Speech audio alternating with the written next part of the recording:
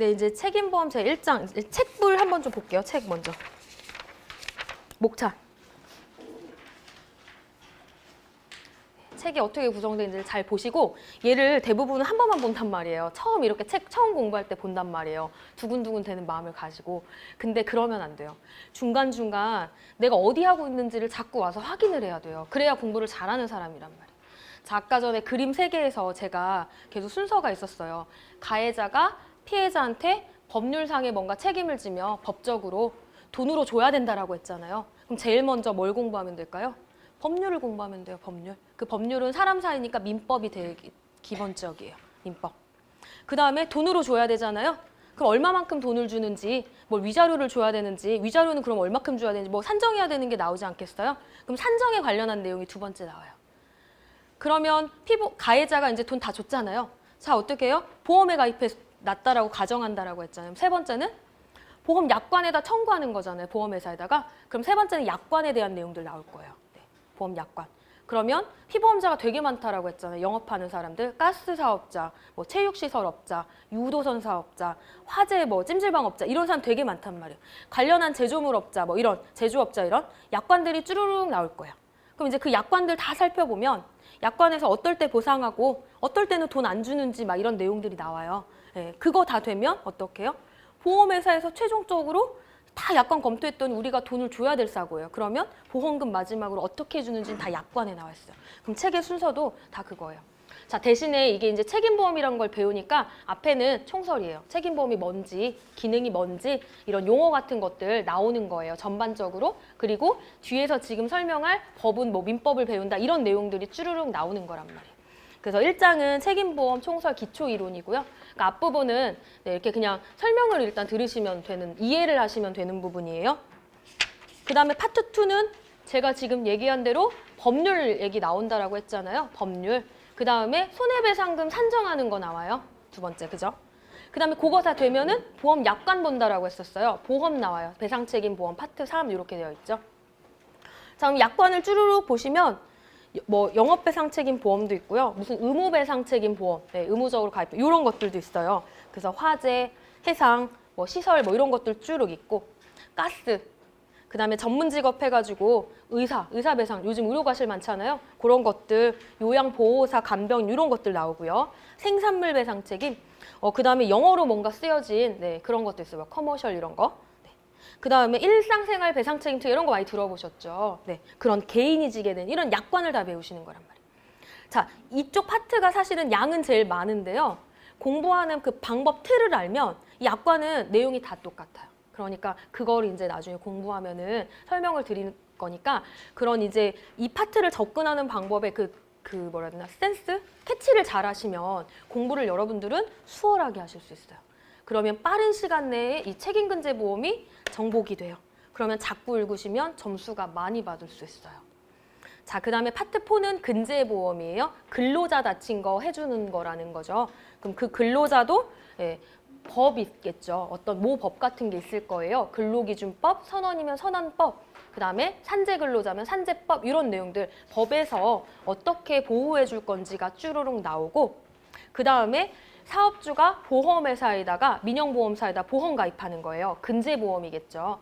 그러면 해외 근로자면 해외 근제보험일 거고요. 선원 근로자면 선원 근제보험이에요. 근제보험은 다 똑같은데 앞에 근로자 이름을 이제 따가지고 선원 근제인지 해외 근제인지 이렇게 바꿔주기만 하면 돼요. 자, 그러면 요거 다 되면 보험회사에서 최종적으로 이제 얼마 돈 줘야 되는지 보험금 산정 단계 남잖아요. 그럼 이제 문제를 통해 가지고 최종적으로 사례 문제를 주고 이제 보험금 얼마 줄지 요거 결정하는 거예요. 그래서 제가 계속 그림 3개 해가지고 이 말씀드리는 순서 그리고 우리가 뭘 구하고 싶은 건지를 자꾸 의문점 이렇게 물음표를 하셔야 돼요. 자, 사례 문제에서도 결국엔 다 원했던 건 뭐냐면 사고 내용을 막 주어지고 가해자가 뭘 잘못했는지 막 주어지고 보험을 이렇게 가입해놨다. 그래서 피해자의 손해가 이렇다. 그러면 우리는 결국 최종적으로 궁금한 거는 피보험자가 자기 보험회사에다가 청구했을 때 피해자한테 돈 주고 나서 얼마 보험금으로 받을 수 있을지를 시험 문제에 내는 거고 우리는 그걸 산정하는 사람인 거죠. 그럼 우리 지급보험금이라는 걸 산정하려고 법 배우고 약관 배우고 다 배우면 보험금 산정이 가능해진다라고 했었어요. 그래서 자꾸 이렇게 보시면 되고요. 자, 저희는 이제 파트 1 보실게요. 네, 이제 사진을 이제 몇 장을 보실 거예요. 얘는 막 책에 막 뭘 외우고 이러시는 건 아니고, 자, 일상생활이라든지 그 영업하는 사람들이 그 가게를 경영하거나 기업을 경영하거나 하는데 이런 각종 배상 책임 리스크들이 많이 존재한다라고 했었어요. 그러면 그 리스크의 종류는 무궁무진하겠죠. 내가 우리 회사가 굉장히 크면 근로자들을 많이 고용하잖아요. 그럼 근로자가 상시적으로 다칠 리스크도 있죠. 우리 회사의 자동차를 운행해요, 근로자들이. 그럼 자동차 사고 날 리스크들도 있죠. 내가 공장의 사장님이에요. 이 매연 때문에 마을 주민들이 한 10년쯤 있다가 암에 걸렸다고 나한테 소송을 걸어오는 경우도 요즘 많잖아요. 폐암 걸렸다 이런 것들. 리스크죠. 그 다음에 내가 의사예요. 의사가 100% 수술 실력을 발휘해가지고 사람인데 실수할 수 있잖아요. 의료과실에 대한 리스크를 항상 떠안고 있단 말이에요. 그리고 우리 같은 개인이 아까처럼 강아지 데리고 가다가 강아지가 이웃집 친구 물 수도 있는 이런 리스크들이 되게 많단 말이에요. 자, 그럼 이 리스크들이 많은데 내가 생각을 하고 있는 사람들도 있을 거고요. 아예 생각조차 못하는 사람이 있어요. 내가 사람을 설마 다치게 하겠어? 나 때문에 뭔가 문제가 나겠어?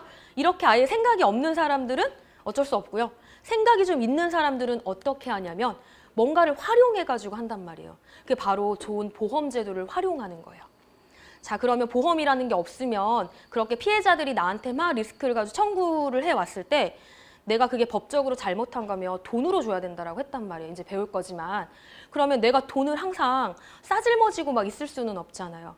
그런데 그게 아니라고 한다면, 그래서 위험성을 느끼는 이제 고객이라고 한다면 내가 평소에 보험회사에다가 보험제도라는 걸 통해서 나의 리스크를 전가시키는 거예요.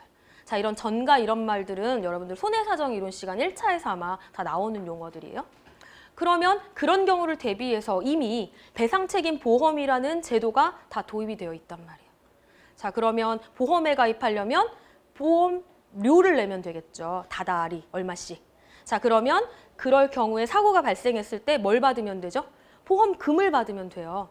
그러면 내가 어느 정도 경제적 손실을 입은 거를 보험금을 통해서 받는 거니까 내 재산적인 손해가 어느 정도 복구가 되겠죠. 그러면 보험 제도를 잘 활용하는 거란 말이에요. 자, 그런 리스크들이 각종 있다라고 생각을 하고 그러한 리스크들 때문에 이 가해자들, 즉 보험으로 이제 들어오면 피보험자라는 용어를 쓸 건데 그 사람들의 경제적인 손실을 뭔가 복구시키고 만족시켜 줄 수 있는 이 제도인 이 배상책임 보험 제도가 도입이 됐다라고 이제 생각을 하고 가시는 거예요. 그래서 우리 시험 문제에서는 가해자가 다 배상책임 보험을 이렇게 가입하고 있었다. 그래서 피해자가 다쳤는데 얼마 줄 거냐? 이거를 묻는 문제라고요. 자, 그럼 여기에서도 공장 매연 내뿜의 리스크죠? 그 다음에 내가 이렇게 공사하는 사람이에요. 밖에 그 행인들이 많이 돌아다니는데 여기다 건설 자재를 쌓아놓고 막 방치해놨어요. 근데 야간에 우리 같은 사람들이 이거 가다 안 보여가지고 걸려 넘어지면 어떡해요? 그냥 툴툴 털고 집에 가나요? 찾아가지고 가가지고 따질 거 아니에요. 따져 물을 거 아니에요. 그리고 막 골절되고 이러면 그냥 갈 수 있나요? 나 병원 가면 치료비도 발생되죠? 내가 병원 가면은 또 어떤 손해가 있을까요? 나 일도 못 할 거 아니에요. 회사 못 갈 거 아니에요. 회사에서 월급 안 준단 말이에요. 다 나의 손해죠. 그럼 그걸 어떻게 하냐면 이거 건설공사 한 사람한테 가가지고 달라라고 해야 될 거 아니에요. 근데 중요한 건 뭐냐면 내가 그냥 이것 때문에 다쳤어 돈 줘 이게 아니에요. 뭔가를 증명해야 된단 말이에요. 내가 너의 잘못 때문에 내가 이렇게 손해를 입었어 라고 증명해야 돼요. 그건 누가 하냐면 피해자가 해야 돼요. 근데 그게 우리 같은 일반인이 쉽지는 않겠죠. 법적인 문제니까. 자, 이제 그런 것들 누가 증명해야 되는지, 왜 법적 책임을 져야 되는지, 그리고 왜 이 사람한테 가서 책임을 물을 수 있는지를 이제 법률 파트에서 여러분들이 배우시는 거예요. 자, 그다음에 뭐 백화점이라든지 요즘 지하철 같은데 에스컬레이터 많이 나져 있잖아요. 자, 에스컬레이터 타면 우리는 손잡이를 잘 잡고 안전선 안에 들어가서 이런 거 나오잖아요, 방송. 근데 그런 방송이 없는 곳도 많고요. 그 다음에 평소에 에스컬레이터 관리를 철저하게 해가지고 얘가 오작동하지 않도록 사고가 나지 않도록 해야 되는데 갑자기 여기 사람들이 쭈루룩 이렇게 걸어간 게 아니라 손잡고 서 있는데 얘가 오작동을 일으켜가지고 뒤로 다 사람들이 넘어진 거예요.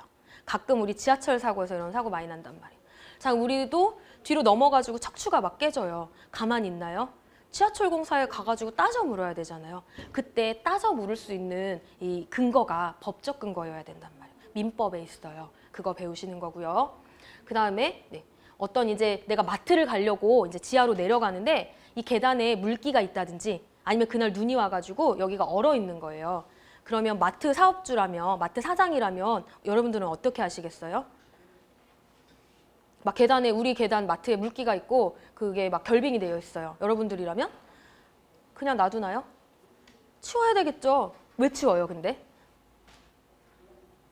네, 우리 고객이 다칠 수도 있잖아요. 이게 지극히 정상적인 생각이에요. 네. 그래서 우리 법에는 이런 거를 뭐 꼭 물기를 치워라 이런 내용은 없어요. 근데 지금 여러분들이 치워야 되죠. 사람이 다치니까 이렇게 생각하시잖아요. 그럼 우리 일반인들의 통념상 당연히 이 시설물을 관리하는 사람이라면 누군가 다치지 않게 하기 위해서는 뭔가 최소한 안전장치를 마련한다든지 물기가 보이면 닦는다든지 해야 할 주의 의무들이 있다라는 거예요. 자, 간병인을 내가 하루에 10만 원씩 주고 고용을 했어요. 근데 물론 간병인이 진짜 밀착해가지고 내 옆에 꼭 있어야 되는 건 아니죠. 잠깐 간병인도 화장실 갈 수도 있기는 하죠. 그런데 예를 들면 간병인이 자기 사적인 용무를 보러 자리를 비운 거예요. 근데 그러다가 이 환자가 자기가 휠체어에서 일어나려고 하다가 혼자 넘어져가지고 다리가 골절이 됐는데 또 골절이 된다든지 또 다치는 거예요. 자, 그럼 일단 누구한테 책임을 물을 수 있을 것 같은데요? 간병인이겠죠. 네, 간병인밖에 지금 없으니까. 그러면 왜 책임을 물을 수 있는지, 간병인은 반대로 얘기하면 왜 환자한테 책임을 져야 하는지 뭔가 법에 그 근거가 나와 있을 거예요. 그러면 간병인한테는 어떤 의무가 있을까요? 우리가 간병인을 왜 고용을 하죠? 그죠? 내가 몸이 불편하니까 간병인의 부축을 받거나 케어를 받아서 내가 안전하게 빨리 몸을 회복하려고 고용을 하잖아요. 그 반대로 하면 간병인은 나를 어떻게 해줘야 되나요, 환자를? 돈을 받았으니까.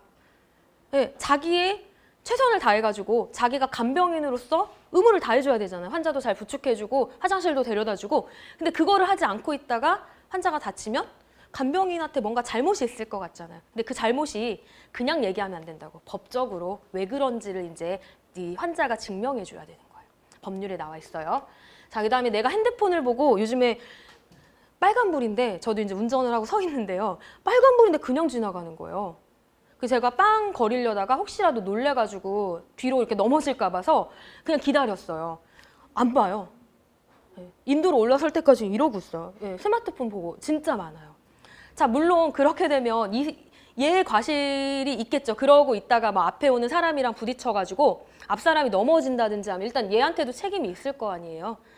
그러면 얘한테 책임이 왜 있는지는 네, 법적으로 근거가 있고, 그 다음에 얘는 왜 책임질까요? 그러면 얘한테는 그러면 어떤 의무가 있을까요?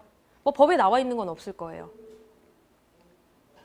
자, 여러분들이 제가 지금 스마트폰을 보고 고개를 한 번도 안 들고 걸어가고 있어라고 얘기를 했는데 약간 놀라시는 표정이었어요. 왜 그렇죠?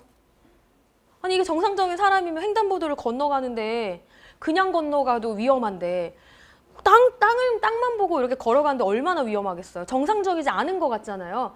네, 정상적이지 않아요. 법에 나와 있지는 않아요. 그냥 우리 같은 일반인의 이 관념상, 통념상 위험한 행동이라는 거죠. 그럼 이 사람이 뭔가 부주의해가지고 남을 다치게 한단 말이에요. 그럼 당연히 얘가 부주의했으니까 피해자한테 뭔가 법적으로 책임을 져야 될 거란 말이에요. 그럼 그 법적 책임의 이제 근거가 어디에 있는지 우리 이제 민법에 들어가서 배울 거란 말이에요. 자, 이제 하나 얘만 이제 더 보여드리면 돼요. 자, 이식 수술을 하는데 신장을 이식해야 되는데 간을 띄웠나 봐요. 말도 안 되죠. 네, 근데 이런 경우 있어요. 그리고 뭐 얼마 전에도 TV에 나온 이런 건데 자궁 수술을 했는데 산부인과 가가지고 솜을 놓고 덮은 거예요. 그러고 있다가 한참 지났겠죠? 그랬더니 그 여자 피해자가 배가 자꾸 아픈 것 같고 그 다음에 마지막에는 자기 몸에서 썩는 냄새가 난 거예요. 생선 썩는 냄새. 이 정상적이지 않은 것 같잖아요. 그러니까 병원을 갔어요. 그래서 다 검사를 해봤더니 안에 솜이 있었어요. 거지가. 그래서 그게 다 엉겨붙고 고름이 돼가지고 썩는 냄새가 났던 거예요. 자, 의료사고라고 할 수 있을까요? 사고라고 할 수 있죠. 왜요? 아니, 의사라면 당연히 솜을 넣고 봉합하면 안 되지 않나요? 최선을 다해가지고 남아있는 게 없는지 어떤 의사는 바늘도 넣고 봉합하고 가위도 넣고 봉합한다는 게 진짜로 뉴스에 나온단 말이에요. 그러면 최선을 다해야 되는 최선을 다하지 않는 거란 말이에요. 법에 나와 있지 않아요. 그런데 우리가 이렇게 생각했을 때 당연히 가위를 넣고 봉합하면 안 되라고 하는 것처럼 일반인의 생각상으로는 의사이면 최소한 주의를 했었어야 되는데 주의를 하지 않아가지고 환자가 썩는 냄새가 나서 치료비가 발생하고 이렇게 됐단 말이에요. 자, 그러면 아까처럼 이 계단이었다면 계단을 내려갈 때 사람들이 다치지 않게 하기 위해서는 최소한 어떤 장치를 해야 되냐면 미끄러지지 않도록 뭔가 이렇게 미끄럼 방지 이런 걸 한다든지 아니면 옆에 손잡이 있잖아요. 난간을 튼튼하게 설치해야 된다든지 이렇게 해야 되죠. 자, 난간만 설치했다고 의무를 다한 거일까요? 난간이 너무 오래돼가지고 이렇게 했더니 그냥 다 주저앉아 버려요. 그러고 있다가 손님이 사고가 나면 누구의 책임일까요? 그죠? 그 관리하고 있던 사람. 난간만 설치했다고 끝나는 게 아니란 말이에요. 걔가 잘 제 기능을 하고 있는지 상시적으로 확인해 줘야 될 법에 나와 있는 건 아니지만 우리의 이제 기대를 충족시켜야 되니까 주의 의무 같은 것들이 있다라는 거죠. 자, 마찬가지로 요즘 화장실 청소 같은 거 할 때 이런 거 세워놓잖아요. 빌딩 가면은 뭐 이렇게 뭐 조심하라고 미끄러져서 넘어진다. 지금 물기가 있다. 이런 거잖아요. 그러면 요게 없는 것과 있는 것과 그죠? 그러면 그 화장실을 이용하는 고객이 들어갈 때 요거 있으면 볼 거 아니에요. 아, 그럼 뭔가 그 청소하고 있구나. 조심해야겠다. 이런 생각은 한단 말이에요. 근데 이런 거조차 청소하고 있는데 없으면 그냥 들어갔다 미끄러질 거 아니에요. 그러면 당연히 그 화장실 관리하는 사람은 주의 의무를 소홀히 한 거란 말이에요. 네. 그다음에 아까 계단에 이제 얼음 같은 것들이 있으면 네, 여기 얼음이 있으니까 조심해라. 최소한 이런 표지를 해준다든지 알려줘야 될 이런 주의 의무들이 존재한다라는 거예요. 그다음에 화장실 같은 데도 네, 이렇게 손잡이들을 다 해서 뭐 특히 병원 같은 데가 이렇게 돼 있겠죠. 몸이 불편한 사람들을 위해서 짚고 일어날 때 조심하라고 옆에 손잡이를 해준다든지 바닥에 미끄럼 방지 타일을 좀 깔아준다든지 이런 것들은 물론 뭐 법에 그런 기준이 있을 수도 있지만 네, 그런 시설을 이렇게 할 때 법의 기준이 있을 수도 있지만 일반적으로는 아, 몸이 불편한 사람이니까 다칠 확률이 커. 다치지 않게 하기 위해서 최소한의 장치를 해주는 거라고 생각을 하시면 돼요. 자, 그러면 지금까지 의사라든지 매연 공장이라든지 건설하는 사람들이라든지 이런 사람들이 마트, 백화점, 에스컬레이터 주인이라든지 이런 사람들 다 법에 꼭 주의 의무를 해야 되는 건 아니에요. 그냥 신의칙, 그러니까 신의성실의 원칙 많이 들어보셨죠? 우리 그냥 기대를 저버리지 않게 하려면 최선을 다해서 자기가 의사면 의사 입장에서 자기가 마트 사업자 입장에서 최선을 다해야 할 주의 의무들이라는 게 존재해요. 그런데 자기의 노력을 최선을 다하지 않고 그걸 게을리하고 있다가 고객이라든지 일반 사람을 다치게 하면 우리는 그걸 과실이 있다라고 얘기를 해요. 그러면 과실이 있게 되면 법적으로 책임이 발생하게 되고 법적으로 책임이 발생하게 되면 가해자는 피해자한테 금전으로 배상해줘야 될 책임이 이제 그 민법의 그 내용이 나와요. 자, 그러면 네, 요거 말씀드렸고요. 주의 의무들이 존재한다. 그래서 이런 주의 의무를 해태하고 있다가 피해자들이 다치는 거죠. 네. 계단에서 넘어져가지고 발목이 깨지거나 그 다음에 계단에서 넘어져가지고 허리가 이렇게 골절이 되거나 전부 다 이게 척추뼈인데요. 원래는 네모 이렇게 반듯해야 돼요. 그런데 이렇게 원래 위에서 이렇게 쿵 아래로 떨어지거나 하면 이 척추뼈가 위에서 이렇게 밑으로 찌그러져요. 이걸 압박골절 이제 의학 용어에서 다 배우실 건데요. 자, 이렇게 되면 이게 상태가 심하면 그냥 보조기만 이렇게 차도 이게 상태가 안 심하면은 자기들끼리 알아서 붙어요. 그럼 이제 생활한단 말이에요. 근데 이 뼈가 예를 들면 이쪽 이 안으로 신경이 지나가요. 뼈가 뒤로 신경 이게 지나가는 대로 눌러오면 어떻게 될까요? 다리가 마비가 돼요. 네, 뭐 목이면은 팔이 마비가 된다든지 사지마비가 된다든지 그럼 응급 수술을 해야 되겠죠. 보통 이렇게 막 핀을 박아요. 이런 말 많이 들어보셨죠? 네, 이런 뭐 고정 수술 같은 걸 한단 말이에요. 자, 그럼 피해자가 수술을 했어요. 치료비가 들겠죠. 병원에 입원하면 일 못하고요. 자, 후유장애 같은 것들 어디서 들어보지 않으셨어요? 몸에 장애가 남을 수도 있어요. 내가 이 사고가 없었더라면 멀쩡하게 네, 회사 잘 다니면서 돈 얻을 수 있었을 텐데 이 사고 때문에 앞으로 평생 장애가 남아가지고 돈도 못 벌게 되고 이런단 말이에요. 그러면 이 피해자의 손해인데 이 손해를 누구한테 청구할 수 있느냐? 우리는 법적 근거에 따라서 가해자한테 청구할 수 있어요. 대신에 피해자가 증명을 해줘야 된다고요. 우리 법상에서는. 그래서 우리는 가해자가 주의 의무를 위반하면 그걸 과실로 보고 과실이 있으면 피해자한테 손해배상 책임을 져야 된다. 이렇게요.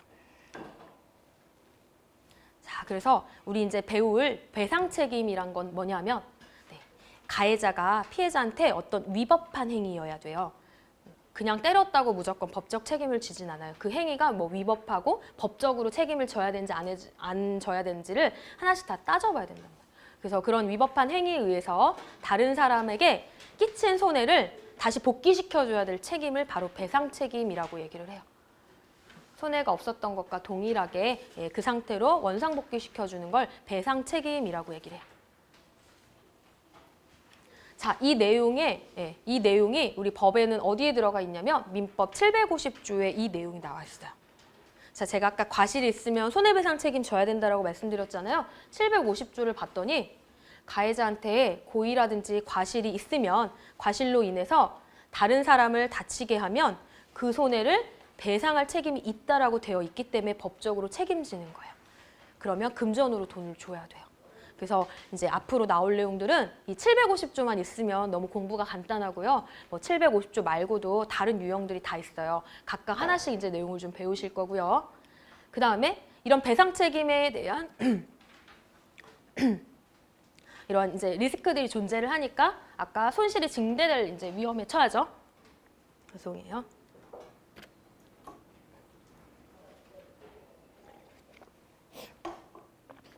그래서 그게 사업자인지 우리 같은 일반 개인인지를 좀 나눠봐서 이제 우리는 이 둘 다를 배울 거지만 주로는 다 사업주가 영업하는 데 필요한 배상 책임을 기본으로 더 많이 공부하실 거라는 거예요. 자, 그러면 보험회사에다가 보험을 가입해요. 자, 그러면 보험회사에서 보상해주는 손해는 어떤 거냐면 약관 보시면 된다라고 했어요. 자, 약관은 뒤에 가서 배울 건데요. 자, 이렇게 되어 있단 말이에요. 이렇게요. 피보험자가 제3자에게 다치게 하거나 혹은 목소리가 재산상의 피해를 입힘으로써 법률상으로 배상할 책임을 지면 약관에서 보상하겠다 이렇게 돼 있어요. 그러니까 이게 가스 사업자면 피보험자가 가스 사업자가 되는 거고요. 화재 보험이면 화재 배상 책임이면 건물 같은 이런 사업자가 돼요. 그 다음에 배를 운영하는 사람이면 피보험자가 배 운영하는 업자가 되는 것뿐이에요. 나머지 뒤엔 다 똑같아요. 그러니까 보험이 여러 가지 있지만 이 결국에는 보상하는 손해가 똑같기 때문에 공부할 양이 그렇게 많지가 않아요. 자, 해주는 게 뭐라고 했냐면 피보험자가 다른 사람한테 그냥이 아니에요. 법률상으로 배상 책임을 진 경우에만 보상해줘요. 자, 그러면 이때 이 법률상의 배상은 뭘 얘기하냐? 법률 규정을 얘기해요. 자, 그럼 우리가 언제, 왜 피보험자가 책임을 지는지를 알아야 보험회사에다 청구하잖아요. 그래서 돈 받잖아요. 그러니까 만약에 피보험자한테 다 따져봤더니 법률상으로 책임을 지지 않아요. 그러면 보험회사에다 청구해봤자 돈 주나요? 돈 안 줘요. 안 준다라고 돼 있단 말이에요. 법률상 책임이 없으면 돈을 안 줘요. 그러니까 우리 시험 문제는 전부 다 내용을 읽어보시면 이 피보험자, 즉 가해자한테 책임이 있는 것처럼 다 지문이 주어져요. 그럼 우리는 그거를 보고 예를 들면 뭐 민법 750조 때문에 가해자한테 손해배상 책임이 발생하니까 약관에서 보상해줘라 이렇게 이제 시험 문제를 답안을 쓰는 거란 말이에요. 자, 그러면 이 법률상 배상이 굉장히 중요하다라고 말씀을 드리는 거고 이 법률상이라는 말은 법률 규정이라는 뜻이에요. 그럼 우리는 이제 순서가 이 법률 규정을 공부하러 가시면 된다고요. 그러니까 법률을 공부하는 이유가 지금 나오는 거예요. 제일 먼저. 약관에서 법률상 책임을 담보하기로 했으니까 법률을 먼저 아셔야 되는 거죠. 그래서 이제 민법 배우실 거고요. 민법에 먼저 적용되는 특별법 2가지 정도 배우실 거예요. 그래서 그 파트가 끝나면 어떤 사고 내용을 줬을 때 가해자한테 왜 법적으로 그 법 몇 조에 근거해서 책임이 발생하는지 이제 여러분들이 감을 잡으실 수 있게 돼요. 네. 자, 그럼 이제 얘는 이제 각 과목의 좀 특징이기도 하고요. 자, 볼게요. 여러 가지 리스크들이 존재한다라고 했었어요, 제가. 그죠? 개인, 영업 이럴 때요. 자, 하나씩 볼게요. 자, 다 사람 다친 거 일단은. 내가 너무 오래 살 것 같아요. 오래 살면 돈 많이 들어가잖아요. 보험이 필요해요. 연금 이런 거. 내가 일찍 죽을 것 같아요. 내가 죽으면 우리 가족들 어떻게 해요? 사망보험금 가입하죠? 내가 암에 걸릴 것 같아요. 질병보험 이런 거 가입해야 되잖아요. 내가 대중교통을 많이 타요. 많이 다칠 것 같아. 상해보험 이런 거 필요하단 말이에요. 이런 것들이 다 리스크를 느끼기 때문에 보험에 가입하는 거예요. 물론 설계사가 자꾸 꼬드겨가지고 내 의지와 상관없이 가입하는 경우도 있어요. 근데 이제 똑똑한 소비자라고 한다면 내가 리스크를 느껴서 자발로 사실은 가입을 해야 좋은 거죠. 자, 그러면 이 보험들은 전부 다 내가 자발적으로 가입하는 거예요. 임의보험이에요. 누가 가입하라고 해서 가입하는 게 아니란 말이에요. 이게 전제예요. 기본. 그러면 기본이 있으면 항상 예외가 있는 법이겠죠. 네. 일단은 그래서 이와 관련된 것들은 다 보험이 뭐냐면 실손보험, 종신보험, 사망보험 이런 것들을 가입하면 되겠죠. 자, 얘는 나와 보험회사의 관계예요. 그러면 아까 우리 그림 3개 중에 하나 떠오르시죠? 삼보험에서 공부하시는 과목이에요. 삼보험. 맞죠? 네. 약관 공부하시면 된다고요. 자, 두 번째는 우리 건물에 화재가 날 것 같아요. 그럼 화재 나면은 내 가재도가 다 타고 건물도 다 무너지잖아요. 나의 리스크죠.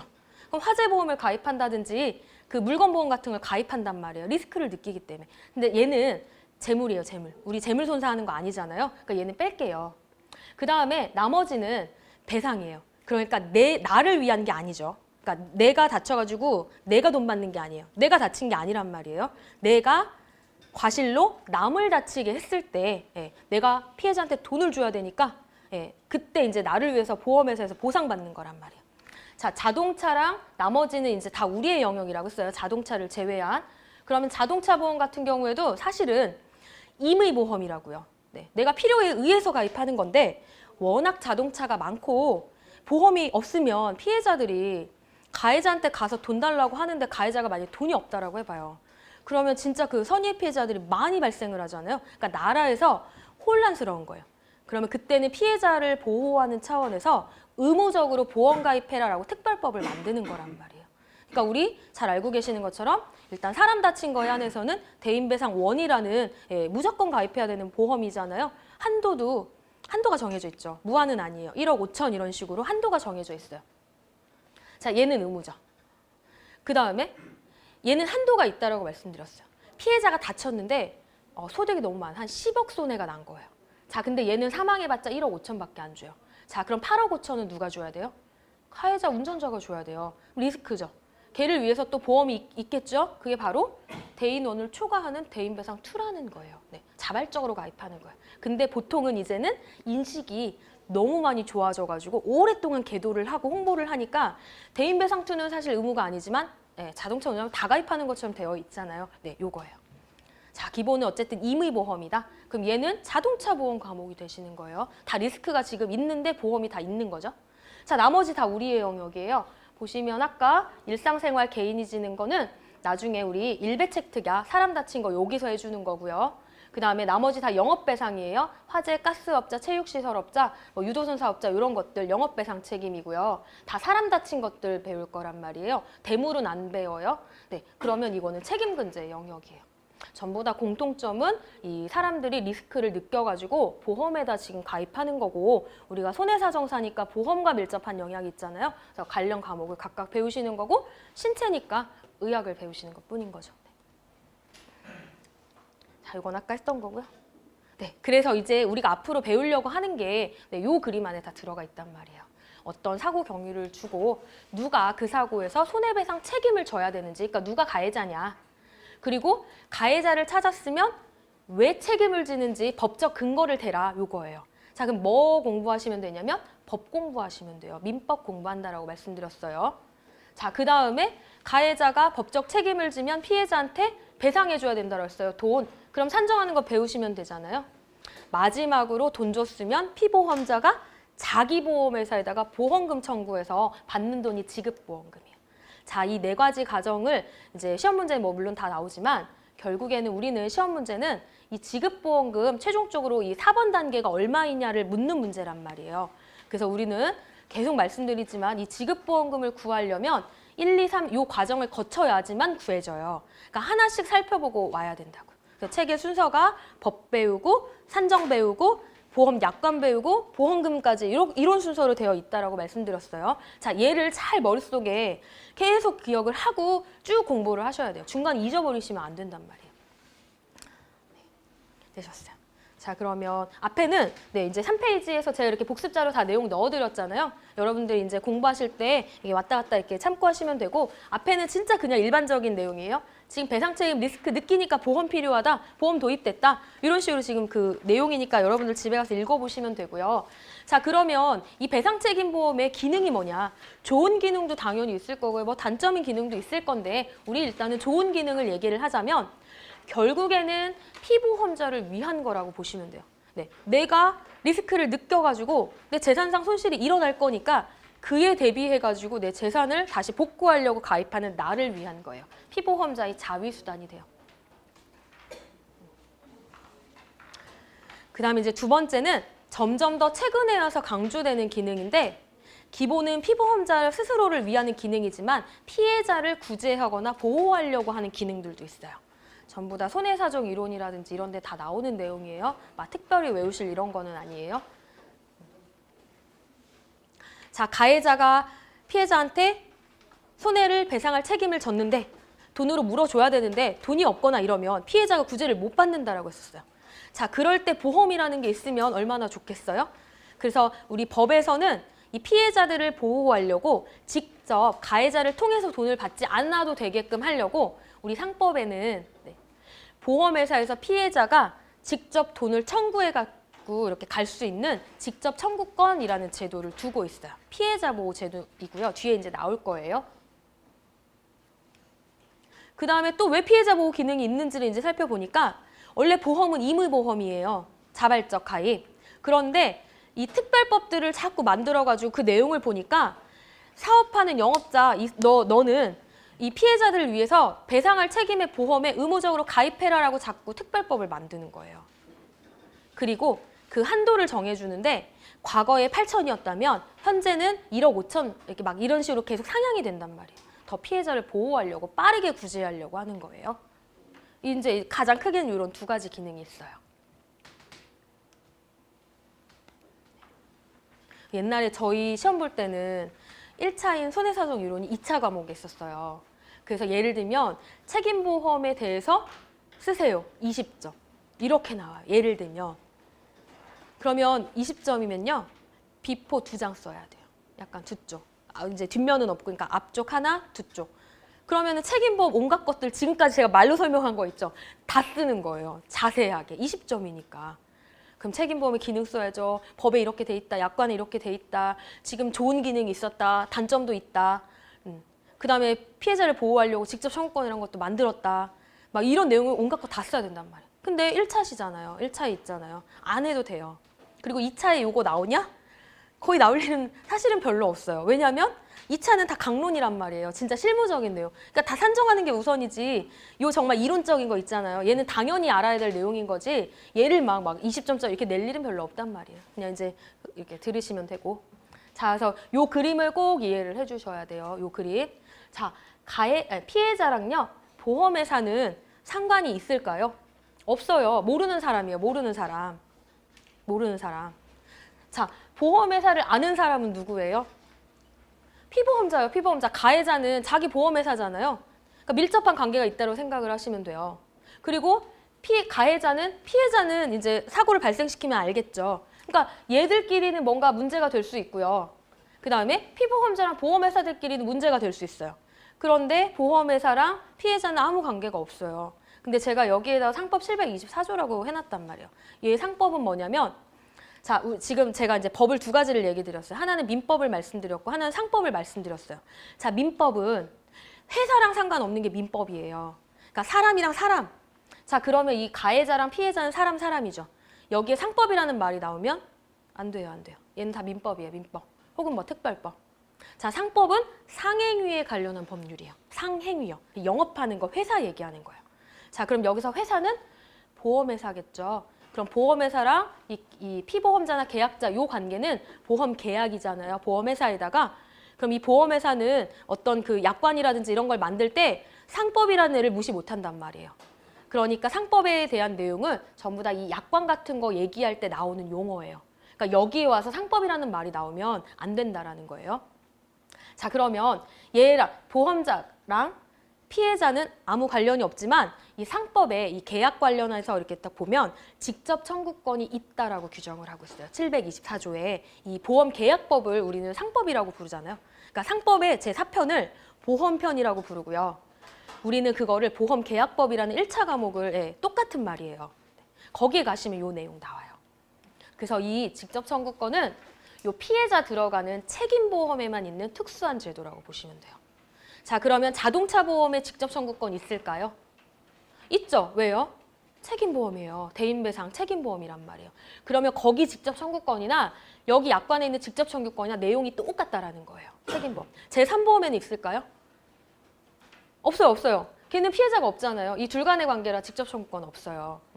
자, 그럼 우리 실무에서는 아까 제가 그 가해자가 교통사고 내면 잘 가해자 얼굴을 못 봐요, 피해자가. 왜? 보험회사에다 접수시켜 놓으면 보험사 직원이 와가지고 피해 상태 확인하고 손해액 산정해가지고 보험금 얼마 줄 건지 손해사정사가 결정해서 돈 주고 끝나요, 합의해가지고. 왜? 근거는 피해자가 상법의 직접 청구권 제도를 활용했기 때문에라고 보시면 돼요. 아까처럼 이 제도가 없었다라고 한다면 피해자가 얘한테 돈을 청구를 했는데 돈이 없대요. 그럼 붕 뜨잖아요. 이런 문제들이 있으니까 이 법에서는 피해자를 보호하려고 특별히 만든 제도라고 보시면 돼요. 상법. 그래서 우리 과목에서는 상법은 거의 요거 정도 나오고 이제 특별히 뒤에는 안 나온단 말이에요. 자, 그러면 이러한 배상책임보험이 도입이 됐는데 이런 이제 책임보험을 좀 이해를 하려고 좀 이제 용어 같은 것들을 좀 살펴보고 가실게요. 다 1차에 나오는 용어이긴 해요. 자, 우리 상법에는 아까 계약 얘기하는 상법에는 이 손해보험이잖아요. 지금 배상책임보험이 어떻게 분류하고 있냐면 화재보험, 운송보험, 해상보험, 책임보험, 자동차보험 이렇게 분류하고 있어요. 그중에 우리는 자동차 제외한 이 책임보험을 배우시는 거예요. 사람 다친 거. 자, 그러면 이 보험 계약을 체결할 때 이 당사자들이 있단 말이에요. 계약자. 계약자는 돈만 내는 사람이에요. 보험료. 그러니까 별 의미가 없어요, 우리는. 우리가 중요한 거는 피보험자예요, 피보험자. 자, 피보험자의 이 정의가요. 손해보험이랑 생명보험에서 좀 틀려요. 자, 우린 지금 생명보험 하는 거 아니란 말이에요. 사망보험, 임보험 하는 게 아니에요. 얘 별로 의미 없어요. 자, 손해보험에서는요. 피보험이 이게 주체 이런 거 이제 배우실 거고 지금 모르셔도 돼요. 중요한 거는 얘가 사고를 일으켜가지고 중요한 건 돈을 받는 사람이에요. 피보험자가. 자, 보험금을 지급받는 자라고 말씀드렸죠. 그러니까 제가 아까 그림에서 요 관계 이제 생각하지 마시고 우리는 요 관계만 생각하는 거란 말이에요. 얘네랑 얘네요. 자, 피보험자가 얘한테 돈 주고 나서 누가 청구한다라고 했었냐면 보험금을 피보험자가 자꾸 제가 청구해가지고 돈 받는다라고 말씀드렸어요. 왜냐하면 손해보험은 피보험자가 돈을 받는 사람이니까요. 네.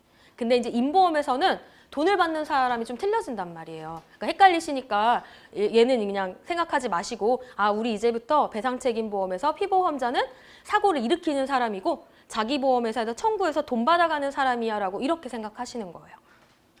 자, 그러면 이 배상책임에 가입하는 목적이 있지 않겠어요, 목적. 예를 들면 내가 이 건물을 가지고 있는데 이 건물에 화재가 날 것 같아요. 그럼 리스크잖아요. 그러면 화재보험을 체결해요. 자, 이 화재보험의 목적은 뭘까요? 왜 가입할까요? 건물이 불에 탈 리스크죠. 그러면 건물이 목적이 돼요. 네, 건물이 목적. 건물이 없으면 굳이 보험을 가입 안 해도 되잖아요. 네, 건물이 불에 타는 이 건물이 목적이란 말이에요. 자, 그런데 우리 배우려고 하는 이 배상책임보험은 목적이 조금 이제 특수하다는 거예요. 우리 배상책임은. 자, 일단 아까 그림에서 피보험자, 가해자가 피해자한테 잘못하면 돈을 줘야 되죠. 재산상의 손해가 감소돼요. 그러니까 이 피보험자의 재산상 감소, 이 전체 손해가 보험의 목적이다. 이런 견해가 있고요. 그 다음에 두 번째는 피보험자가 피해자한테 지게 되는 이 배상 책임 자체가 목적이다. 이런 견해가 있어요. 피보험자가 피해자한테 지는 이 배상 책임 자체가 목적이다. 뭐 간접 손해다. 이런 식으로. 자, 이게 견해라고 말씀드렸어요. 뭐가 100% 맞다 틀리다 말씀을 못 드리지만 일반적으로는 2번의 견해에 가깝다. 이런 식으로. 그러니까 얘를 막 무조건 외우고 이럴 게 아니에요. 네. 일반적인 보험과 책임보험은 이 보험의 목적 같은 것들 성격이 틀리다라는 걸 제가 강조드리려고 비교를 드리는 거예요. 자, 그 다음에 우리 이제 상법이요. 보험 계약을 얘기하는 이 상법에는 이 책임보험에 대한 내용이 들어가 있어요. 그러면서 좀 더 이 보험 약관보다 이 책임보험에 대해서 좀 더 범위를 막 넓게 봐주고 있어요. 그러니까 얘를 외우는 건 아니에요. 그냥 대략 봤더니 재판상, 그러니까 판결, 법원 가는 거 얘기하는 거예요. 재판상 또는 재판 외에 필요했던 이런 비용 같은 것들은 꼭 피보험자가 책임을 지지 않는 사고인 경우에도 봐가지고 보험의 목적에 포함된 것으로 한다 이래서 책임 안 져도 포함된대요. 뭔가 범위를 좀 확장해주고 있단 말이에요. 뭔 말인지 잘 모르겠지만. 그리고 피보험자가 대부분 지금 영업하는 사람을 우리 주로 배우실 거라고 했었어요. 그럼 영업하는 사람 나 혼자만 영업하나요?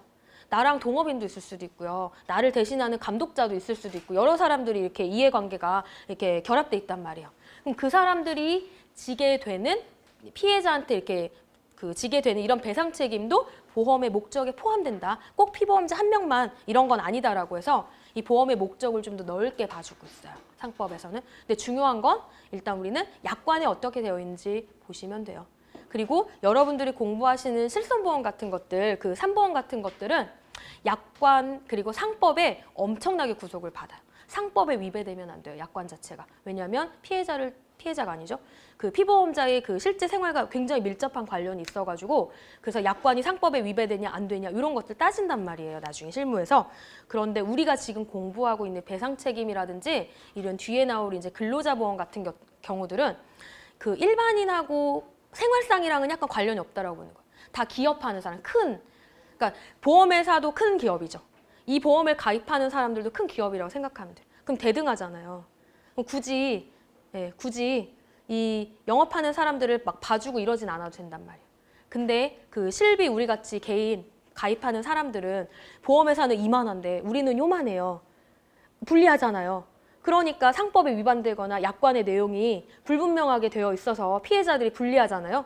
그럴 때 피해자한테 유리하게 적용해라 막 이런 내용 나온단 말이에요. 피보험자한테. 그래서 나오는 건데 우리 이 지금 배우는 영업배상은 약간 기업보험적인 성격이 있어서 대등해요.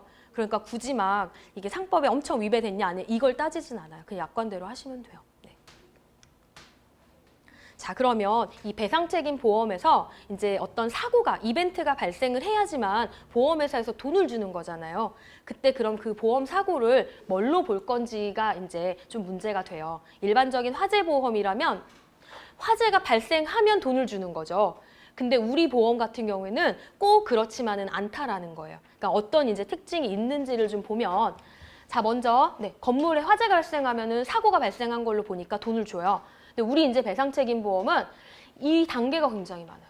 보험금을 받기까지의 단계가 너무 많아요. 자, 예를 들면 내가 남을 다치게 했어요. 그러면 사고가 발생을 했죠. 내가 가가지고 앞에 핸드폰 보고 가다가 앞에 걸어오는 사람을 내 실수로 밀어서 넘어뜨려 다치게 했어요. 사고가 발생했죠. 그럼 두 번째, 피해자가 손해를 발견해야 돼요. 내가 가서 어디를 다쳤는지 이런 거 확인하기까지가 시간이 오래 걸리는 경우도 있고 뭐 짧게 걸리는 경우도 있는데 일단 발견해야 돼요.